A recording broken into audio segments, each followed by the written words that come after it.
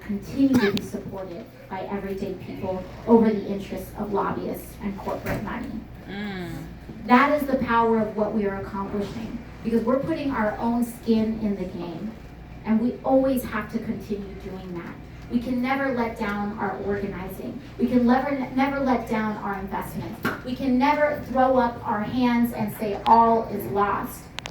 All is never lost. Nothing is ever beyond repair, and neither is this country.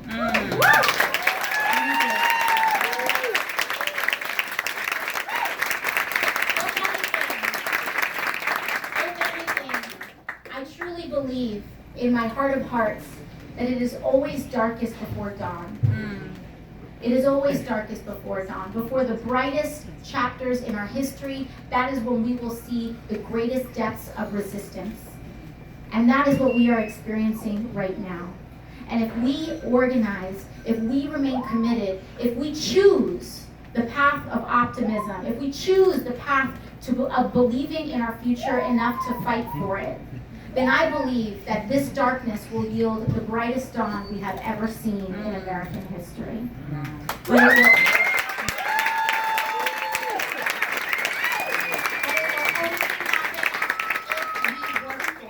It will only happen if we work for it. It will only happen if we join that PTA, if you decide to run for city council, if you reject all of those people that say you need to raise money, you need to have this degree, you need to know so-and-so. What you need is to have a heart of service. That is what you need to run.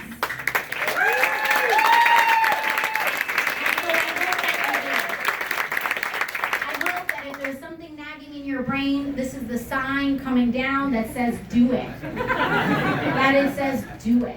Because what we need now more than ever is a government that does not operate as usual. What we need now more than ever is unusual people rising to the challenge of running for office. We need working mothers. We need working class candidates. We need people who have fought for social justice, who have been the one voice in the room when everyone else finds it more convenient to stay quiet. That's who we need running right now. That's who we need supporting people who are running right now. And I hope that not just that this is a gathering to support the campaign, but that this is a gathering to support one another. Because when you look around, these are the people that are in the room. And remember the people who are in the room. Because those are the people that you can trust to be on your side as we continue the fight. We have to continue the fight in Boston. We continue it in New York. We bring it down to Florida, to California, to Texas. And we don't have to anybody. Because truth and justice will ultimately always prevail in the end. Thank you all so much.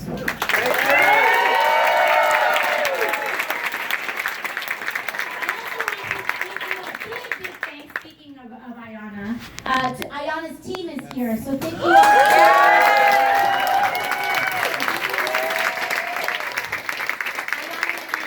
Earlier, we're speaking downtown in protest of Senator Flake's visit here. I don't know why you would agree to come to Boston after the weekend.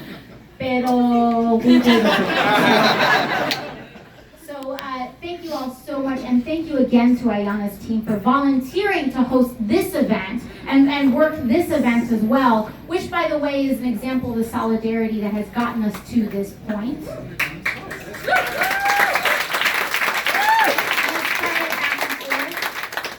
Months and months and months ago, before any of this happened, Ayana visited New York and invited me to one of her house parties.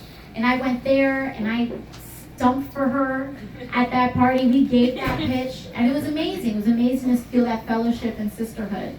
And then the weekend before my primary, around June 24th, June 25th, Ayana sent her field organizers all the way down to New York to help us knock doors.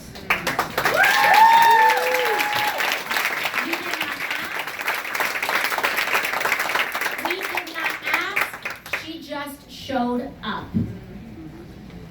Ahead of her primary, we sent a bunch of our organizers down to her, and after our win, we tried to spread as much of that attention to the other candidates who are running as possible. And as a result, we made it across that finish line together. We didn't say, let me get elected first and then wait a cycle or two. No, we turned around, we opened the door, and we kicked that thing open.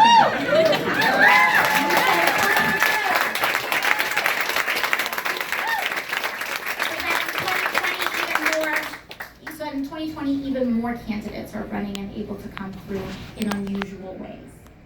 So again, I thank you all so much for supporting this movement, for committing to continuing to support this movement in your activism, in your organizing, and in all your other commitments. So thank you all very, very much.